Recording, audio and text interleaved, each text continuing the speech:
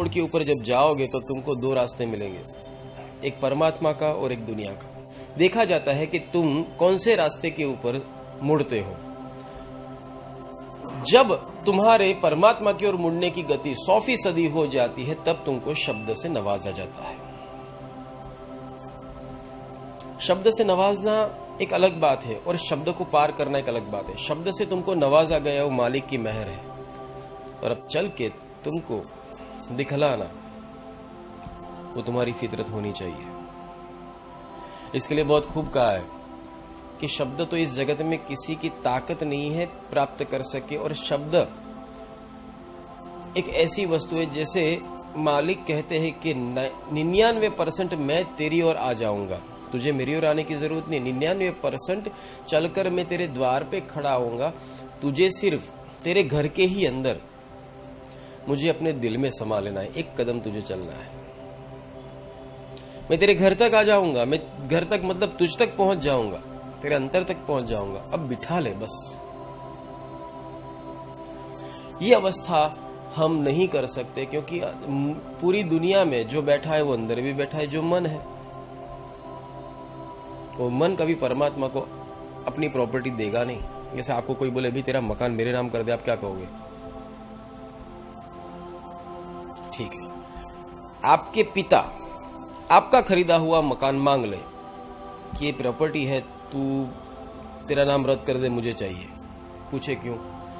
कुछ नहीं, मेरे भाई को और मेरी बहन को रहने के लिए घर नहीं थे, मैं उनको देना चाहता हूं। तो आप क्या कहोगे? आपके रहने तक तो बात ठीक है, औरों को क्यों दूं? मुझे नहीं चाहिए, मैं नहीं दूंगा।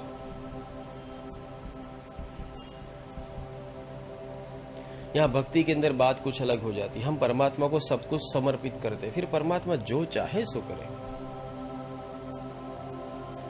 ये मन वहां भी नहीं चलने देगा। जैसे मैं अगर आपको कहूं कि भाई आप आज ये भाई के साथ स्टेशन तक होके आओ, तो आप क्या कहोगे? नहीं भाई, मैं इसके साथ नहीं जाऊंगा। और किसी व्यक्ति को बोलो, मुझे मेरी इसके साथ नहीं पटती है। जबकि यही जो मैं और मेरी नहीं पटती, ये जो अवरोध है, अवरोध मिटाना वही सत्संग है, वही आध्यात्म जीवन है। जो तुम कहते हो कि ये मैं नहीं कर सकता, एक्चुअली तुम वो कर सकते हो जो तुम नहीं कर सकते, ऐसा तुम्हें प्रतीत होता है। मतलब कि जो असंभव है उसमें से संभव कराने की पाठशाला वो आध्यात्म जीवन है। तुम्हें इस आध्यात्म जीवन में यही सिखाया जाता है और कुछ नहीं। तुम्हें उसका शब्द तुम पेचीदा इस्तेमाल कर, जैसे ये तो भक्ति है, ये तो पूजा पाठ है, ये मेरी समझ में नहीं आता, ये सब तुम गलत सोच रहे हो। ये तो कर्मकांडी लोगों और जो इसके ऊपर पेशा बनाकर बैठे उन लोगों के यहाँ ऐसा होता है, जबकि आध्यात्म जीवन में ऐसा कुछ नहीं है। एक पॉजिटिविटी से बी योर ओन गुरु, तुम खुद के गुरु बन जाओ, तुम खुद दिव्य बन जाओ, खुद देदीप्यमान बन जाओ, और तुम अपनी ही शक्तियां जो तुम्हारे अंदर छुपी हुई है उसको निकालकर तुम उजागर हो जाओ और तुम्हारा जीवन सार्थक कर दो। तो ऐसी अवस्था में जब तुम बहुत आगे निकल जाते हो, तब गुरुदेव आपको शब्द प्रदान करते हो, और जब शब्द प्रदान किया जाता है वो एक बहुत बड़ी वस्तु है। साहब कहते हैं कि शब्द मिला तो सब मिला, ना तो मिला न कोई, मात सूत और बांधवा बातों घर घर हुई।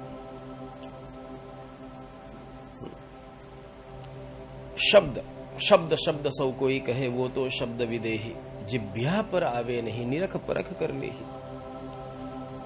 ये अनहद नाद है, पर यहां से शुरुआत होती है, एंड नहीं है। इसमें तुम्हें शब्द में चढ़ाई करके बहुत सारे शब्द पार करने पड़ेंगे। दरअसल होता क्या है कि तुम्हें तुम्हारे जीवन में पहला शब्द मिल जाता है, दूसरा मिल जाता, तीसरा मिल जाता है, तुम्हें लगता है मैंने बहुत कुछ प्राप्त कर लिया, और उस अवस्था के बाद तुम्हें सिखा जाता है कि तुम शब्द में नहीं रहो, तुम्हें कोई क्रिया कर्म कांड किसी वस्तु की जरूरत नहीं। वो परंतु ये आत्मज्ञान उस व्यक्ति के लिए है जिसने ठान ली हो परमात्मा के लिए जाना है। तुमने ठानी नहीं है परमात्मा की ओर जाने की, तुम तो इसी दुनिया में रहना चाहते हो। जैसे हर एक घर में एक कार तो होनी चाहिए, एक किचन में एक एक्वागार्ड तो होना चाहिए, ये एक नेसेसिटी है। ऐसे तुम परमात्मा का आध्यात्म जीवन मतलब ये भी थोड़ा बहुत जानना चाहिए। मतलब तुम जानकारी के लिए अभ्यास करते हो, तुम्हें परमात्मा के पास जाना नहीं है, न तुम्हें परमात्मा में विलीन होना है। इसीलिए ये विद्या तुम्हारे ऊपर सार्थक नहीं होती, और इसीलिए तुम्हें ये विद्या मिथ्या लगती है।